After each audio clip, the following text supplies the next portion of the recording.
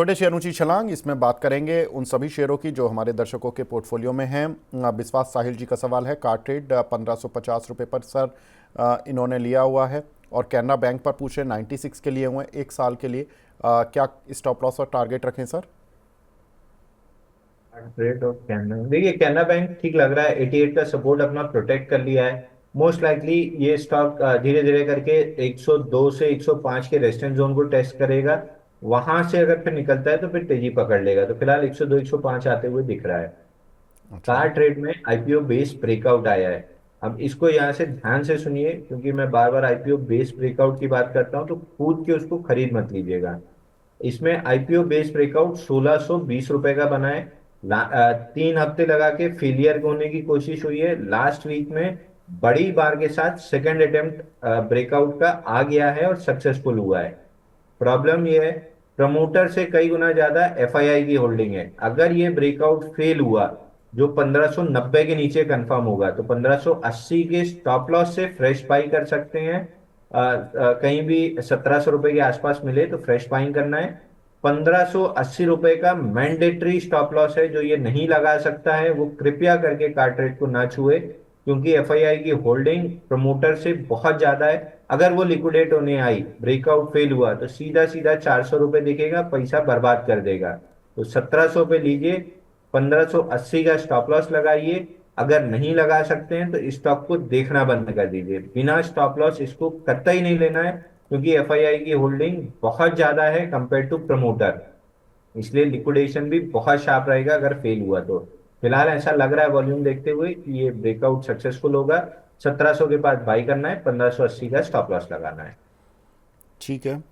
एक हमारे साथ दर्शक भी फ़ोन लाइन पर जुड़े हुए हैं, तेजस्व परव महाराष्ट्र से जुड़े हुए हैं। Tejasv ji, good morning sir. Good morning sir. Sir बताएं। सर मेरे पास इंडियन बैंक के 552 पे 184 शेयर है। जी। हाँ, और एक है सुजलॉन करके। सुजलॉन का 20 रुपए प्राइस है। 20 रुपए से प्राइस में खरीदा था। 2500 शेयर है। मेरे को 5 साल वेट करना है। और इंडियन बैंक का मैंने सीएनबी से आवाज से बोला था 580 जाएगा, इसलिए मैंने 184 शेयर लिए थे।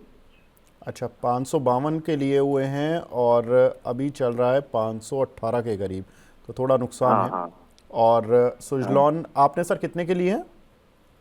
सुजलॉन के 20 रुपए प्राइस पे 2500 अच्छा, शेयर है और चलो 5 साल वहाँ तो वेट करेगा। प्रॉफिट हो रहा है, वहाँ तो अच्छा प्रॉफिट हो रहा है, हाँ 56 रुपये आ गया। हालांकि आपने 80 85 रुपये देखा होगा तो थोड़ा सा दुख लग रहा होगा कि हाँ, आपने क्यों नहीं देखा बेचा। नहीं नहीं, अब वो मेरे को 5 साल ही वेट करना है उसका। ठीक है सर, कोई बात नहीं। अंशुल भाई, बताएं, इंडियन बैंक 552 के लिए 518 चल रहा है और सुजलॉन 20 के लिए 55 चल रहा है। हालांकि ये रख सकते हैं अच्छी खासी होल्डिंग लंबे समय के लिए।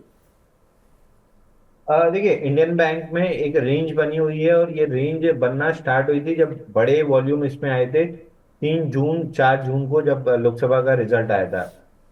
तब से रेंज में है 618 619 ऊपर में और 470 रुपए नीचे में। Lower end of the range reject करके मिड ऑफ द रेंज पे है, तो हाई लाइकली है कि अपर एंड ऑफ द रेंज 618 जाएगा। वहां पे एक बार दोबारा सवाल पूछिएगा, अगर ये ब्रेकआउट ले लेता है 620 के ऊपर, तो फिर करीब करीब 750 800 रुपए का टारगेट बनेगा। पर जिस हिसाब की रेंज है, मेरे को लगता नहीं अगले 2 3 महीने ये रेंज का ब्रेकआउट आएगा। ये रेंज के अपर एंड तक जरूर पहुंच जाएगा 618, तो होल्ड करना चाहिए।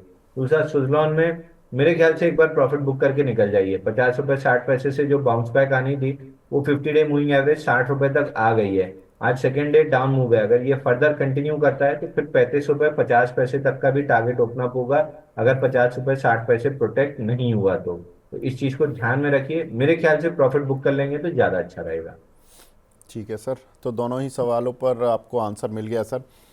एक हमारे दर्शक हैं अंबर सिंघा जी, रेगुलर व्यूअर हैं। ये पूछ रहे हैं सर, आईओसी और केएनआर कंस्ट्रक्शन के शेयर हैं, अभी इस लेवल पर और ऐड कर सकते हैं क्या? आईओसी और जितनी भी ऑयल मार्केटिंग कंपनीज़ हैं उनके लिए एक खबर आई थी बजट में, जो कि थोड़ा सा बहुत ही साइलेंटली चली गई। वो था कि एलपीजी सब्सिडी, इस पर जेफरीज ने कहा है कि गवर्नमेंट की जो बजटेड एलपीजी सब्सिडीज़ है, ये 69% ऑफ FY25 की अंडर रिकवरी को कवर करता है। यानी कि जो बाकी जो एलपीजी का सब्सिडी बोझ है वो इन्हीं कंपनियों को झेलना पड़ेगा, जिसकी वजह से इनके जो प्रॉफिटेबिलिटी मार्जिन्स हैं वो थोड़े से हिट होंगे। आज इसी वजह से हम देख रहे हैं कि एचपीसीएल और बीपीसीएल इस तरह की कंपनीज में अच्छा प्रेशर है। अंशुल जी, आईओसी यहाँ पर ऐड करना बनता है क्या? बिल्कुल ऐड करना बनता है सर। जो अच्छा। कि आप देखिए आईओसी ने जो लास्ट क्वार्टर में बैलेंस शीट क्लीन की थी, आई गेस उनको पहले से ये बता दिया गया था बजट में, भले अभी आया है लेकिन कंपनीज को पहले से इन्फॉर्म कर दिया गया होगा, तभी इन्होंने अपनी बैलेंस शीट क्लीन की थी और इतना बड़ा लॉस पोस्ट किया था कि जनरली ईपीएस 5 6 7 रुपए प्रॉफिट में आता था, 10 पैसे लॉस पोस्ट किया था बड़ा बैलेंस शीट क्लीन की वजह से। तो ऑलमोस्ट वही है कि by on rumour cell on confirmation वाला हाल है कि अब ये न्यूज कंफर्म होती हुई दिख गई है ये, और इनने पहले ही से उसको क्लीन करके रख लिया है। तो अब यहाँ से नेगेटिव न्यूज के लिए जगह खत्म बची है। अगर हम इसको नेगेटिव मानते भी हैं तो स्टॉक ने कोई ऐसा रिएक्शन दिया नहीं है, स्विंग लो कंप्लीटली प्रोटेक्टेड है। पिछले 2 दिन में कोई ऐसा सेलिंग में बड़ा वॉल्यूम नहीं है कि घबराने की जरूरत है। तो मोस्ट लाइकली ये बॉटम बनाने के लिए, अब साइडवेज बेस बनाने के लिए तीनों स्टॉक तैयार हो रहे हैं। थोड़ा सा 2 3 महीने 4 महीने बेस बनाएंगे, उसके बाद अप ट्रेंड रिज्यूम करेंगे। तो आईओसी मेरे ख्याल से अब बहुत ज्यादा कोई दिक्कत दिखती नहीं है, यहाँ से एक्यूमुलेट करके चलना चाहिए। हाँ, ट्रेडर्स के लिए मौका नहीं है, बट इन्वेस्टर्स के लिए एक्यूमुलेशन का बहुत अच्छा मौका है। ठीक है। उमेश, और केएनआर कंस्ट्रक्शन में सर? देखिए केएनआर कंस्ट्रक्शन में यहाँ पे ब्रेकडाउन है। कल के मतलब लास्ट ट्रेडिंग सेशन में 10 20 50 डे मूविंग एवरेज तीनों को पुश किया और रिजेक्ट करके लो पे क्लोज किया। आज के सेशन में फॉलो थ्रू मूव है। तो जो इमीडिएट टारगेट खुलता है वो स्विंग लो 273 माइनर सपोर्ट का है, बट मेजरली जो टारगेट खुला है वो 237 रुपए का खुला है। तो यहाँ से 237 आते हुए दिख रहा है। आगे बढ़ते हैं। राजीव मोहन शर्मा जी का सवाल है। नमस्कार सर, आप ये पूछ रहे हैं कि अब क्या टाटा मोटर्स 600 रुपये तक आएगा, और आएगा तो कब तक आएगा? देखिए 600 तो मुझे नहीं लगता है। 1065 पे जब ब्रेकडाउन आया था तब फाइनल टारगेट हमारा 659 का था। तो 659 तक तो आते हुए दिख रहा है, जो प्रोबेबली 1 2 हफ्ते में आ जाएगा। यहाँ से बड़ा बेस और स्ट्रक्चर बनाएगा ये स्टॉक, और फिर नई अपमूव देगा। आपको ऑटो में रहना है तो टीवीएस मोटर और आइशर मोटर बहुत अच्छे लग रहे हैं, वो आपको ज्यादा पैसा दे देगा। बट मेरे हिसाब से भी ऑटो सेक्टर इतना अट्रैक्टिव नहीं है जितना मेटल हो गया है। तो बेटर है कि अगर फ्रेश बाइंग के लिए आज से देख रहे हैं तो टाटा में ही टाटा स्टील को देख लीजिए, ना कि टाटा मोटर्स को। अगर आपके पास है तो 659 के राउंड एवरेज कर लीजिए, कॉस्टिंग कम कर लीजिए, धीरे धीरे करके स्टॉक बेस बना के ऊपर चलेगा। ठीक है। एक दर्शक हैं हमारे नितिन चौहान जी, वो पूछ रहे हैं सर विशाल मेगा मार्ट 120 रुपये पर 500 शेयर लिए हुए हैं, 1 महीने का टारगेट बता दीजिए प्लीज़। अभी ये तो बजट के दिन लाइव शो में हमने डिस्कस किया था कि आईपीओ बेस्ड ब्रेकआउट बन रहा है स्टॉक में 114.50 115 के ऊपर। अगर क्लोजिंग मिल जाती है तो बहुत बेहतरीन हो जाएगा ये काउंटर आईपीओ बेस्ड ब्रेकआउट के लिए। आज से वॉल्यूम नहीं था ना लास्ट सेशन में वॉल्यूम था, ना आज के सेशन में वॉल्यूम है, बट प्राइस एक्शन दोनों दिन स्ट्रांग है। कई बार ये होता है कि प्राइस एक्शन एक बार ब्रेकआउट ले लेता है और सेकेंड लेग मूव में वॉल्यूम आता है। तो मैं एक्सपेक्ट कर रहा हूँ अगर आज की क्लोजिंग और अगले 5 6 दिन अगर ये 116 115 के ऊपर सस्टेन कर लेता है तो नेक्स्ट लेग में जब 140 45 जाएगा तो वॉल्यूम भी आ जाएगा। फिलहाल ब्रेकआउट दिख रहा है, कंफर्म तब होगा जब 2 3 दिन ये 115 16 के ऊपर टिक जाएगा।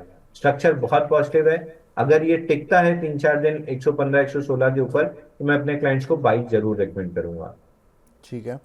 उमेश्वर नायक जी पूछ रहे हैं सर कावेरी सीड में फ्रेश एंट्री कर सकते हैं क्या, और कर सकते हैं तो क्या स्टॉप लॉस और टारगेट रहेंगे? और देखिए बिल्कुल नहीं करना चाहिए मेरे हिसाब से। इसलिए नहीं करना चाहिए क्योंकि लास्ट सेशन में वॉल्यूम आया था 1.8 मिलियन का, जो 19% वॉल्यूम राइज था against 50 day moving average. But structure में उसने कोई भी चेंज नहीं किया है। प्राइस एक्शन वाइज स्टॉक अभी भी वीक है, और जब तक 1020 1030 के ऊपर क्लोजिंग नहीं करता है, यही चीज इसने सैटरडे रिजेक्ट की है। तो अब जब 1020 1030 निकालेगा तो ही स्ट्रक्चरली रिवर्सल आएगा और अप ट्रेंड बनेगा। फिलहाल डाउन ट्रेंड है। पुल बैक जो आना था 1020 तक वो कंप्लीट हो गया है। अगर यहाँ से वापस डाउन ट्रेंड रिज्यूम होती है तो 798 का टारगेट ओपन अप हो जाएगा, नहीं 800 रुपए के आसपास का। तो मेरे हिसाब से तो बिल्कुल फ्रेश एंट्री नहीं करनी चाहिए। जी। श्वेता जी पूछ रही हैं सर RVNL, टीटागढ़ वैगन और JWL, इन तीनों में काफ़ी लॉस हो रहा है, इन लेवल्स पर एवरेज कर लें क्या? देखिए टीटागढ़ तो 994 का लेवल फ्राइडे सैटरडे नहीं बचा पाया है, तो 780 रुपये दिख रहा है। और मेरे को नहीं लगता कि ये 780 का भी लेवल बचाएगा, क्योंकि जहां से एक्यूमुलेशन और मूव स्टार्ट हुई थी वो था 609 रुपये का लेवल। तो टीटागढ़ में मेरे को अगले 4-6 महीने में 609 रुपये आते हुए दिख रहा है। मैं एवरेज की कतई सलाह नहीं दूंगा, रैलीज मिलती है तो सेल करना चाहिए। जेडब्ल्यूएल में 445 टूटा है, आज के सेशन में 354 भी तोड़ रहा है, गैप के साथ ब्रेकडाउन आया है। और नीचे में 299.75 का टारगेट ओपन अप होते हुए दिख रहा है। आरवीएनएल में अगर देखेंगे तो गैप के साथ 423 तोड़ा है, मोस्ट लाइकली यहाँ पे 311 रुपए तक का टारगेट ओपन अप होते हुए दिख रहा है। तो आपको एग्जिट कर लेना ज्यादा बेटर है। दिल पक्का कीजिए, लॉस बुक कीजिए तीनों में, और टाटा स्टील में पैसा डाल दीजिए, 3 साल के लिए छोड़ दीजिए। लॉस रिकवर हो जाएगा, हो सकता है थोड़ा सा प्रॉफिट भी हो जाए। अगर एडिशनल और पैसा यहाँ पे डाल सकते हैं तो पूरा कंसोलिडेट करके टाटा स्टील में पैसा डाल के छोड़ दीजिए। समय लगेगा, 2 साल 3 साल लग सकता है, बट आई एम 100% श्योर कि आप प्रॉफिट में आ जाएंगे। इन काउंटर्स में बनी रही तो यहां से भी आपका 30-40% कैपिटल टूट जाएगा। बिल्कुल, बहुत ही अच्छा आंसर अंशुल जी, क्योंकि ये स्ट्रैटेजी ज़रूर मिलनी चाहिए कि अगर आपको यहाँ पर लॉस हो रहा है, उतना पैसा जो भी आपकी कैपिटल है वो उस कैपिटल को आप प्रोटेक्ट करें, क्योंकि अगर गिरने के और चांसेस हैं यहाँ से भी, आप जैसा टारगेट्स बता रहे कि 20-20 30-30% गिर जाएंगे सारे शेयर, तो यहाँ से अभी 20-30% का और क्यों घाटा देखना। तो उस कैपिटल को एक किसी अच्छे शेयर में डाल दें जहाँ पर कि अगर 30-40% चलेगा तो आपका ये 20-30% जो लॉस है वो कुछ हद तक रिकवर हो जाएगा। आगे बढ़ते हैं। शशि भूषण प्रधान जी पूछ रहे हैं, good morning sir, good morning. I am a big fan of Anshul sir. Anshul ji, आपके लिए कॉम्प्लीमेंट। NIIT 210 रुपये के लिए हुए हैं सर, फंसे हुए हैं, क्या करें? देखिए एनआईटी जब तक 188 के ऊपर नहीं टिकता है, इस स्टॉक में किसी तरह का मोमेंटम नहीं आएगा। मेरे को याद है मैंने ही ये स्टॉक 188 से रिकमेंड करना स्टार्ट किया था, और लास्ट अपडेटेड स्टॉप लॉस 208 या 210 रुपए का था, जिसके नीचे हमने डिस्क्लेमर भी दिया था कि हमको बहुत ज्यादा प्रॉफिट नहीं हुई। 188, 210 और 218 तीन पोजीशन थी। 210 पे हमने थोड़ा सा प्रॉफिट बुक, मतलब प्रॉफिट हमारा कम हुआ ऊपर से जब नीचे आया, बट नॉमिनल प्रॉफिट बुक करके हम स्टॉक से एग्जिट कर लिए, नया स्ट्रक्चर बनने का वेट कर रहे हैं। तो आपको भी निकलना चाहिए था। 188 के ऊपर स्ट्रक्चर चेंज होगा, उसके बाद ही हमारे इंटरेस्ट में आएगा।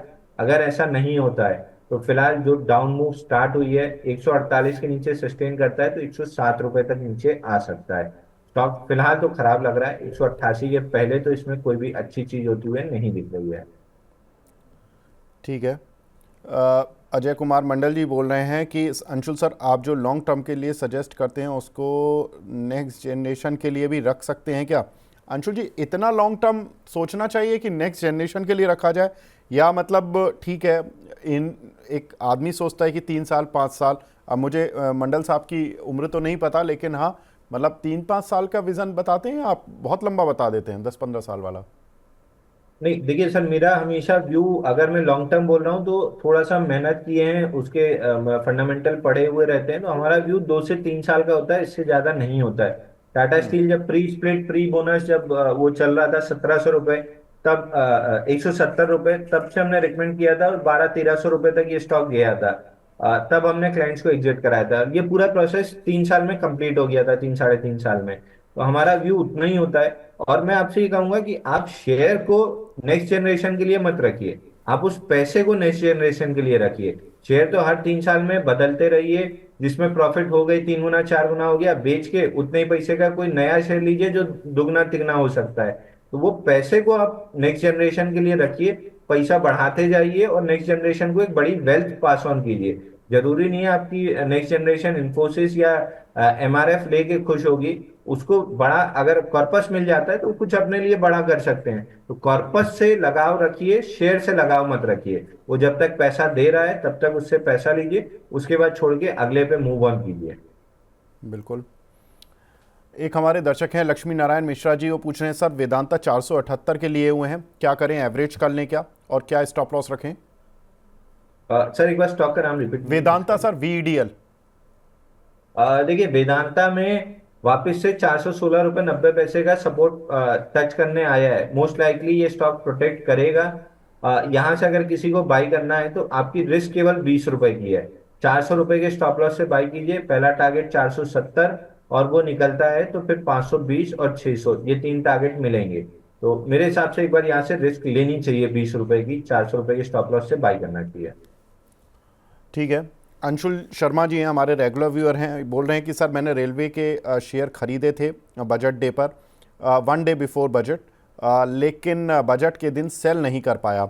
आई नो कि उस समय 11 बजे तक ग्रीड रहा होगा अंशुल जी, क्योंकि ग्रीड में वो शेयर चल रहे थे, और 11 बजे के बाद फियर आ गया कि कहीं ऐसा तो नहीं कि मैं बेचूं और फिर वापस दोबारा बाउंस बैक करके ऊपर आ जाएं और मैं घाटा बुक कर लूं। और घाटा सर बुक करना बहुत सबसे ज़्यादा टफ चीज़ होती है।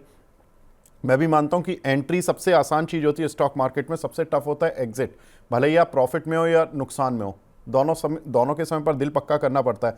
सर इनको 10,000 का लॉस हो गया है, अब बोलने की कौन सा शेयर है जो कि ट्रेंड बनाएगा अगर मैं इनमें लॉस बुक भी कर लूँ तो?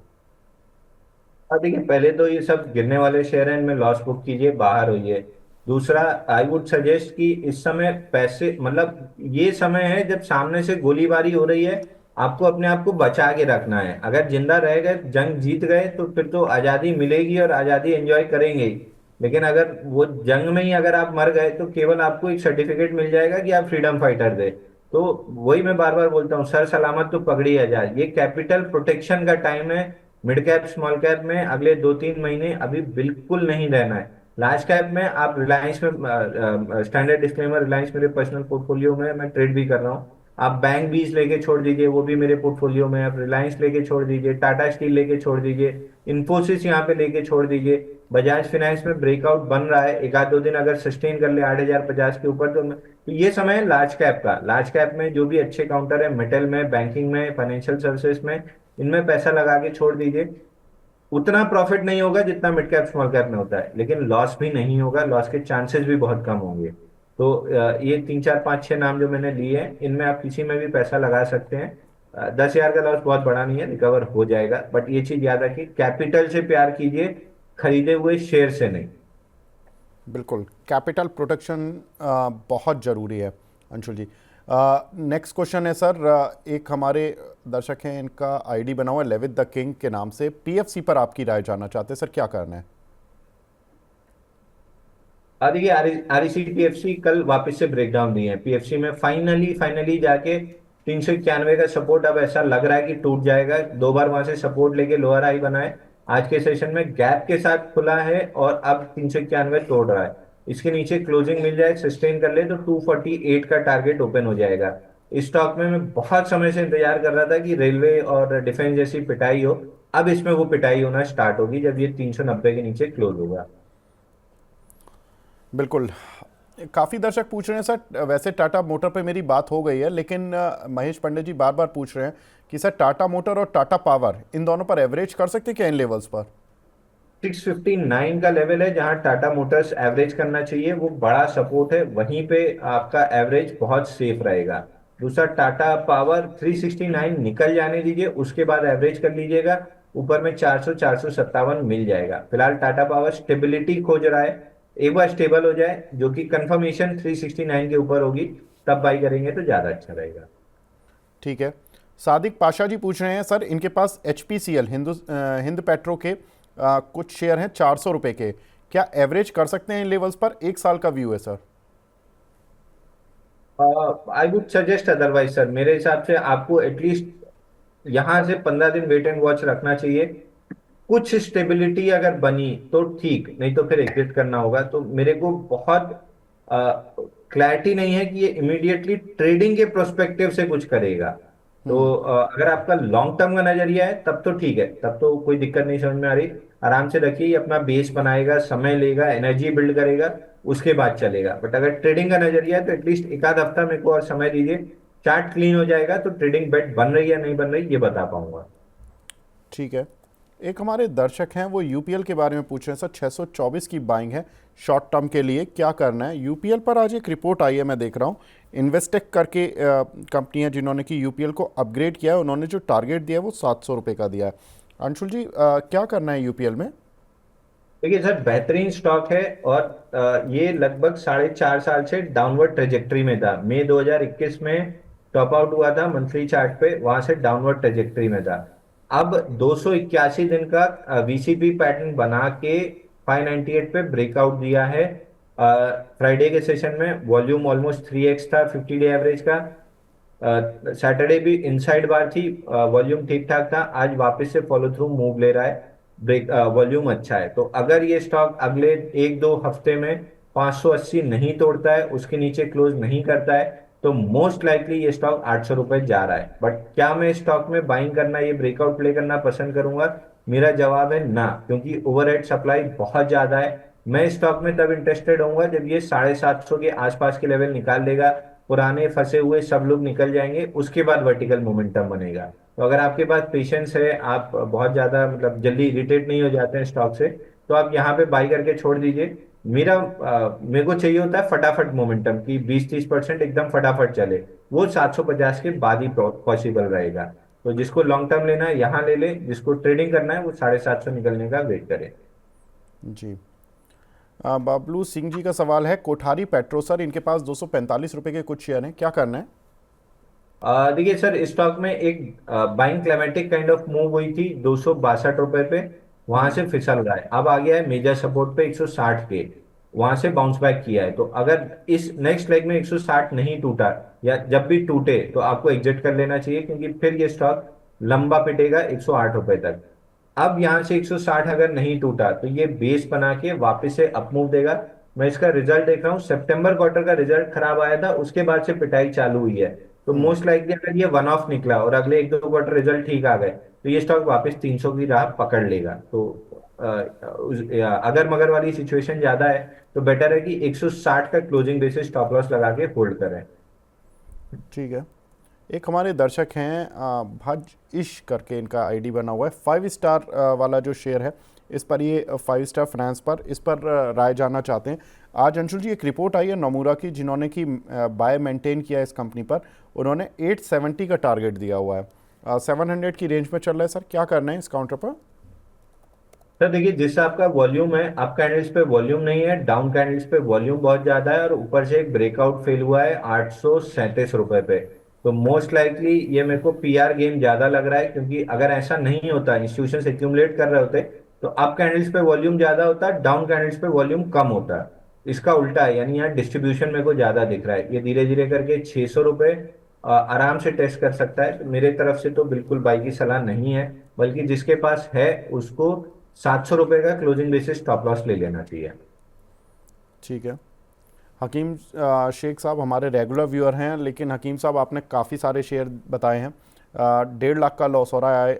मैं समझ सकता हूँ आपको कितना दर्द हो रहा होगा, कि कितनी परेशानी होगी कि 1.5 लाख का लॉस हो गया फालतू में। गैब्रियल के सर, इनके पास 535 रुपये के कुछ शेयर हैं, और पीपीएल फार्मा के 268 रुपये के कुछ शेयर हैं, क्या करें सर? देखिए, गैब्रियल में तो फिलहाल एक ब्रेकआउट फेल हुआ है, उसका लॉन्ग लिक्विडेशन का टारगेट 414 था, उसी को स्वीप करके ऊपर चल रहा है। यानी स्टॉक स्ट्रेंथ प्रूव करने की कोशिश कर रहा है, 508 रुपए आ जाएगा। 508 के ऊपर नहीं निकला तो फिर एग्जिट करना पड़ेगा। अगर निकल गया तो फिर ये सस्टेनेबल बेसिस पे 700 रुपए की मूव लेगा। तो 508 510 के लेवल को जब अप्रोच करेगा, वहां प्राइस एक्शन देखेंगे कि रिजेक्शन का है या एक्सेप्टेंस का है। पीपीएल फार्मा, ये स्टॉक 195 में एक्सपेक्ट कर रहा था, ये स्टॉक ने पैनिक लो बनाया है 205 रुपए का। मेरे हिसाब से ये स्टॉक है तो होल्ड कीजिए, नहीं है तो 195 200 की रेंज में बाई कीजिए, और फिर 2-3 साल के लिए भूल जाइए। ये आपके लिए डबल या ट्रिपल बहुत आराम से हो जाएगा। जी। प्रवीण आत्रे जी पूछ रहे हैं सर, बीईएल के इन्होंने 284 पर कुछ शेयर लिए थे, और एचएएल के बहुत कम शेयर हैं इनके पास, लेकिन 400 रुपये के लिए हुए हैं। Very nice. क्या इनको होल्ड करें या सेल कर दें? देखिए, बीईएल में तो 267 का लेवल आज प्रोटेक्ट हो रहा है, मतलब सपोर्ट ले रहा है। बट इवेंचुअली 257 267 की रेंज टूटेगी, और ये स्टॉक 229 रुपीज आते हुए दिख रहा है। ये सपोर्ट आज तोड़े, कल तोड़े, एक हफ्ते बाद तोड़े, जिस हिसाब का पैटर्न है, मोस्ट लाइकली 99% ये सपोर्ट टूटेगा और 229 आएगा। तो मेरे हिसाब से इससे एग्जिट कर लेना चाहिए। एचएएल में आपको याद होगा 3660 के नीचे मैंने बताया था कि 3418 पे माइनर सपोर्ट मिलेगा, यहाँ से हल्का बाउंस बैक कर सकता है, लेकिन वो सपोर्ट मेजर नहीं है। मेजर सपोर्ट 2905 रुपए पे। तो ये स्टॉक मेरे को 4-6 महीने लगा के 2905 रुपए आते हुए दिख रहा है। ठीक है। गौतम पाल जी बोल रहे हैं कि सर 560 शेयर हैं इनके पास सेल के, स्टील अथॉरिटी के 146 रुपए के। सर प्लीज़ हेल्प करें, काफ़ी ज़्यादा लॉस हो रहा है, क्या कोई स्विच करना पड़ेगा, होराइजन दे दें, क्या एडवाइस है सर? देखिए सेल मेरे को याद है, मैं 150 रुपए से बोलते आ रहा हूँ कि आप बेच के निकल जाइए, ये स्टॉक 80 रुपए 50 पैसे आएगा। इसी क्षेत्र में रहना है तो इस समय सबसे सस्ते वैल्यूएशन पे, मतलब इन टर्म्स ऑफ चार्ट, सबसे सस्ते और ब्रेकआउट टेस्टेड और स्ट्रेंथ प्रूफ किए काउंटर में टाटा स्टील है। जो यहाँ से लेके समय देगा उस काउंटर को, वो वेल्थ बनाएगा। तो आप तुरंत सेल से कन्वर्ट करके टाटा स्टील में चले जाइए। ठीक है सर। एक हमारे दर्शक हैं अकाउंट्स ट्रॉनिक्स करके इनका आईडी है, चंबल फर्टिलाइज़र 543 के लिए हुए हैं और आरईसी 550 के लिए हुए हैं। अभी लॉस है सर, क्या करें? एवरेज करें, होल्ड करें? चंबल और आरईसी बताया ना आपने विवेक जी? जी सर, चंबल फर्टिलाइज़र और आरईसी। देखिए चंबल में तो रेंज है, 454 के आसपास लीजिए, 533 के आसपास भेज दीजिए। यही रेंज को प्ले करते रहिए। जब 546 का ब्रेकआउट ले ले, तब फिर फुल क्वांटिटी एंटर कर लीजिएगा, 700 रुपये निकल जाएगा काउंटर। ये रेंज चलते हुए जुलाई से चल रही है और अभी कोई बड़ा कोई ब्रेकआउट या ब्रेकडाउन का कोई इंडिकेशन नहीं है जिस हिसाब के वॉल्यूम है। तो जब भी धीरे धीरे करके 454 मिले, रेंज का बॉटम खरीदिए, 10 रुपए 15 रुपए का स्टॉप लॉस ले लीजिए 440 का, और रेंज के टॉप 533 के आसपास बेच के खाली कर लीजिए। दूसरा आरईसी, पीएफसी में फाइनली ब्रेकडाउन आ गया 391 का। आरईसी तब तक अपना सेकंड टारगेट 484 वाला पहला था, सेकंड टारगेट 402 था, उसको टेस्ट कर रहा है। दोनों साथ में चलते हैं तो पीएफसी अगर पिटता है तो आरईसी भी पिटेगा।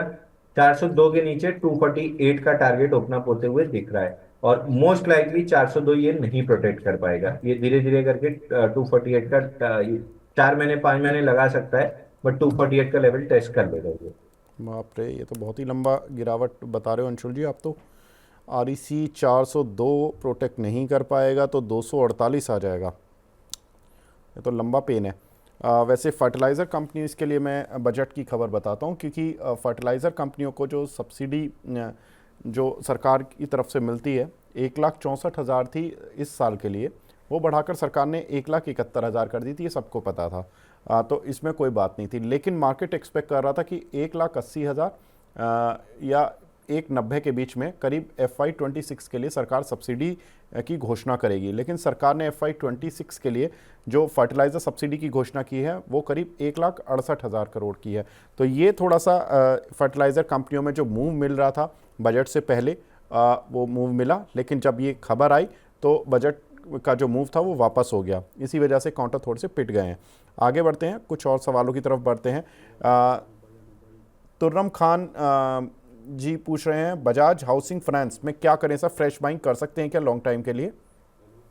देखिए नजरिए की बात है, अगर आप शॉर्ट टर्म बाउंस या उसके लिए प्ले करना चाहते हैं तो एक बार आपको 130 रुपए तक मिल जाएगा। अच्छी रिकवरी स्टॉक ने अर्निंग्स के बाद दिखाई है, तो शॉर्ट टर्म बाउंस में 130 रुपए मिल जाएगा।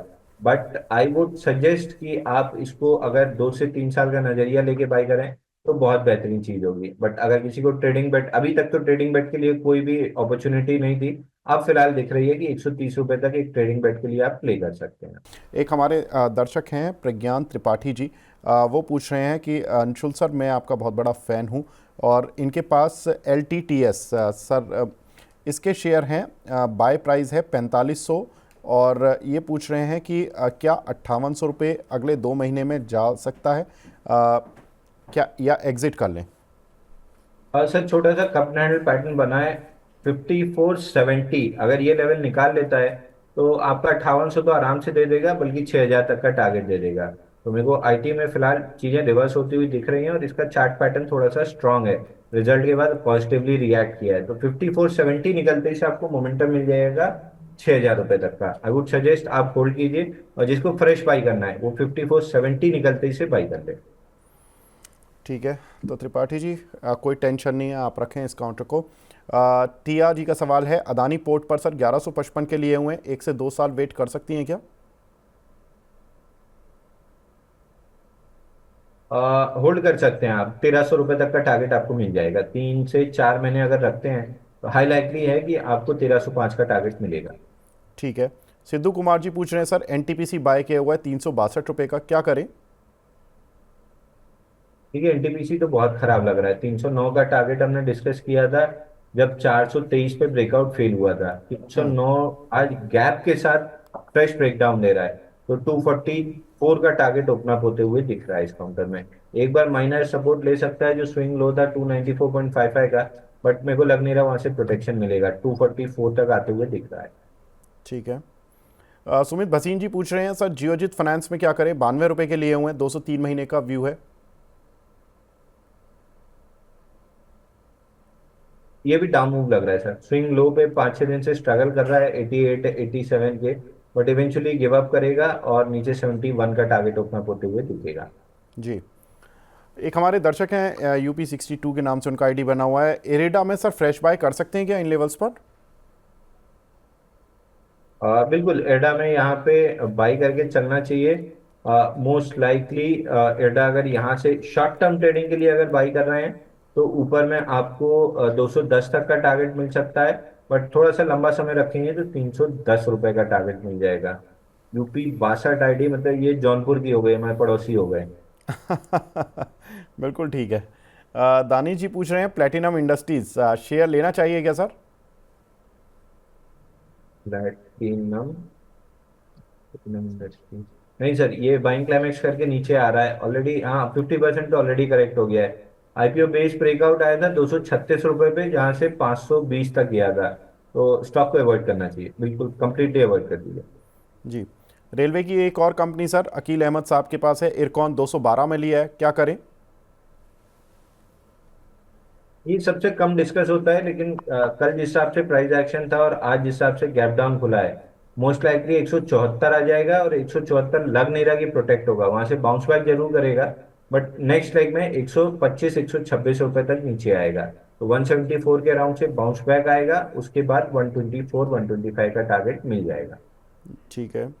सोहेल जी का सवाल है, Lakshmi organic sir long term entry कर सकते हैं क्या? किस प्राइस पर करें? लक्ष्मी ऑर्गेनिक नहीं, इसको एंटर नहीं करना चाहिए। एक तो वैसे ही ये बाइंग क्लाइमेक्स हो गया था 2021 में 600 रुपए पे, वहां से गिरते गिरते 200 रुपए आ गया है। और ये एक और सर आपको मिल गया बाइंग क्लाइमेक्स वाला स्टॉक। HEG और उससे परेशान रहते थे कि नहीं मिल रहा है, स्टरलाइट टेक्नोलॉजी और एलेक्स केमिकल उसमें ऐड कर लीजिए। इसने लोअर एंड पे ब्रेकआउट बनाया है, जैसे UPL ने भी लोअर एंड पे ब्रेकआउट बनाया है, इसलिए मैं मना कर रहा था कि लोअर एंड के ब्रेकआउट में क्यों नहीं प्ले करता हूँ। इसने 318 पे ब्रेकआउट बनाया, फेल किया, और वापस से बेस टेस्ट करने आया 219। तो स्टॉक अगर 219 नहीं प्रोटेक्ट किया तो फिर IPO का जो लो है 143 वो टेस्ट हो सकता है। जी। अरुण सिंह परमार जी का सवाल है, IRFC में क्या करें सर, प्लीज़ बताइए। 188 रुपये के कुछ शेयर लिए हुए हैं इन्होंने। IRFC में 116 रुपए और 90 रुपए, ये दो टारगेट मेरे को आते हुए दिख रहे हैं। पिछले 2 सेशन में जिस हिसाब से ब्रेकडाउन आया है, मोस्ट लाइकली नए रिटेलर्स को ट्रैप किया गया है और अभी उनका फ्लश आना बाकी है। तो 116 रुपए और 90 रुपए 20 पैसे, ये दो टारगेट दिख रहे हैं मेरे को। जी।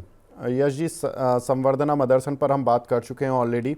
160 रुपये पर आपने लिया हुआ है, हमने शुरुआत में ही बात कर ली थी, आप वीडियो को पीछे जाकर देखें। मैंडी सिंह ये पूछ रहे हैं सर, सीमेंस पर क्या करें, एवरेज करना चाहता हूँ, कहाँ पर करूँ?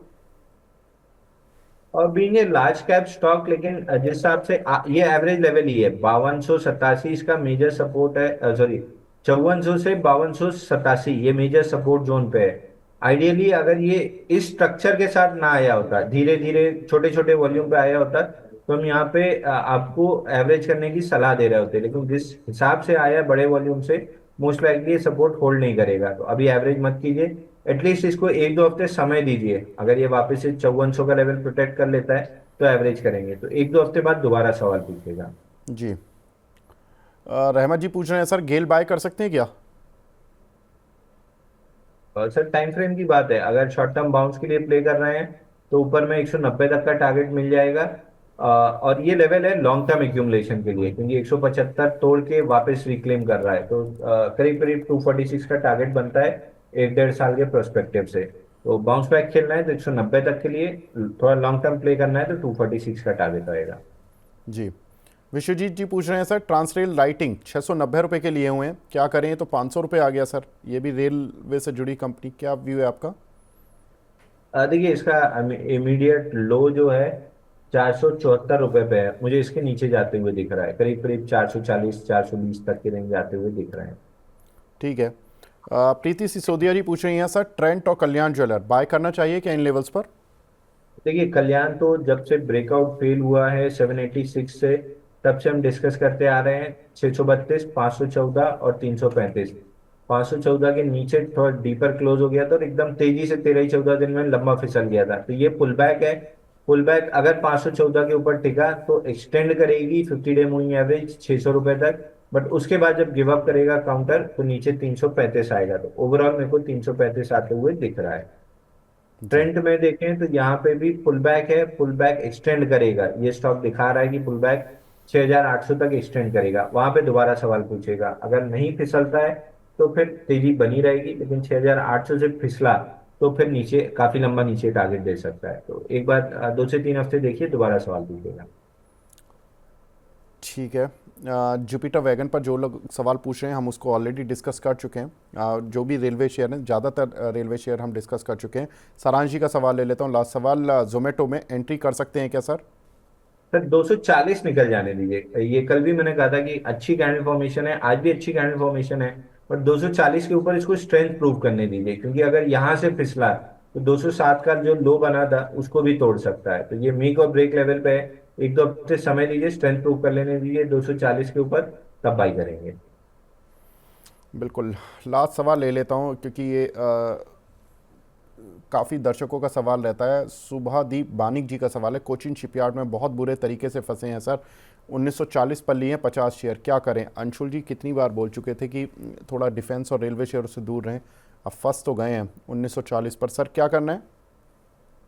देखिए ये स्टॉक ने 1628 का लेवल बहुत समय कोशिश की ब्रेकआउट लेने की, फाइनली गिव अप कर रहा है। 1166 और 937 ये दो टारगेट दिख रहा है मेरे को। मेरे को याद है मैं पिछले बजट में 3000 से बोलते आ रहा हूँ, जब 2800-2900 था, कि ये स्टॉक गिर के 1600 और 1166 ये दो टारगेट तो करेगा। थोड़ा सा एक्सटेंड किया तो 937 भी कर सकता है, तो 1166 तो मेरा हाई कॉन्फिडेंस है, बट अब जिस हिसाब से गिर रहा है 937 भी लग रहा है कि आ ही जाएगा।